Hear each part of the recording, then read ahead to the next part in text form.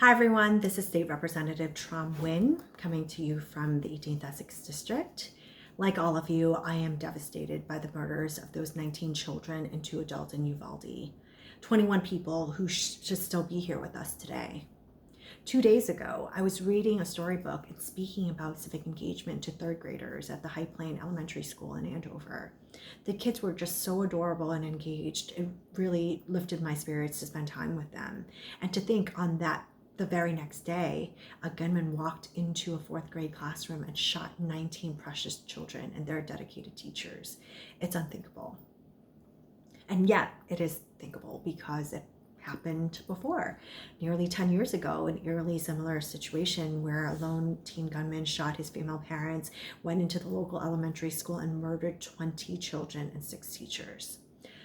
The thought on all of our minds and on our lips is, what are we going to do about this? How can we stop this? I recently became an aunt, as many of you know who follow my social media. Happened a few months ago. I'm so in love with my niece, and I spend every spare minute with her. I can't imagine what those children's parents and family members are going through. It's so too horrible to contemplate, and yet we must contemplate it. We must face down the evil in order to fight it. And by fighting it, I don't mean arming teachers or hiring more police officers to patrol our elementary schools. I mean taking real concrete steps to keep weapons of mass murder out of the hands of people who should not have them. Nationwide, we need a ban on semi-automatic weapons and on high-capacity gun magazines. There's no need for any of this except in war. We need universal gun background checks, and we need to close the gun show loopholes. We need to change the legal age to buy or own a gun from 18 to 21 years old, at least. We need a nationwide red flag law like the one we passed here in Massachusetts so that family members can alert the authorities if a relative or roommate has threatened gun violence.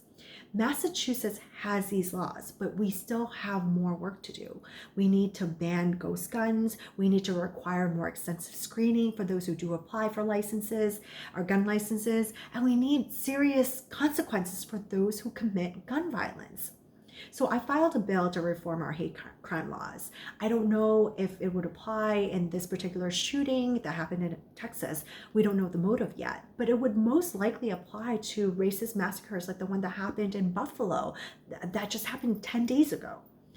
Indeed, today is a sad day, but it's also a call for action.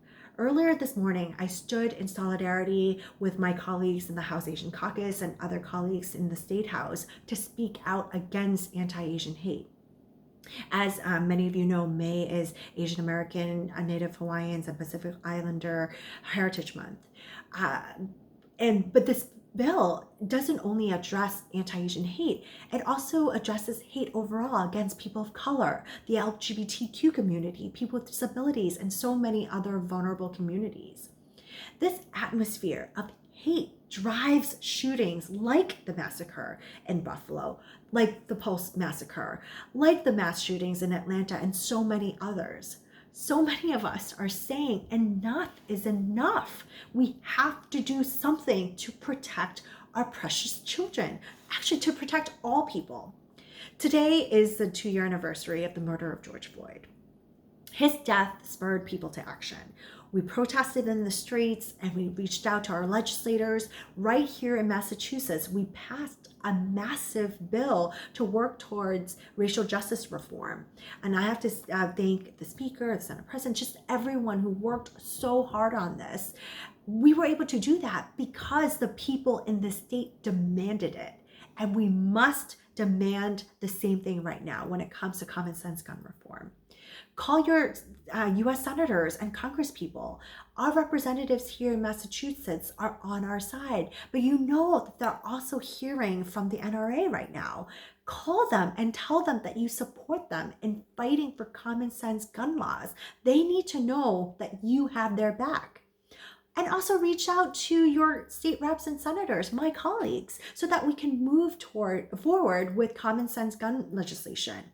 The opposition to gun reform is very, very vocal, and we need to be vocal too. Sadly, we can't bring back Annabelle or Xavier or Mary. We can't bring back Uzziah or Jayla or Jose, but we must do everything that we can to keep more children and families from suffering that same fate. I'm just so heartbroken over this. Please, if you support an end to gun violence, contact my office. I promise you, I'm going to work hard for it. Let's do it together. Thank you.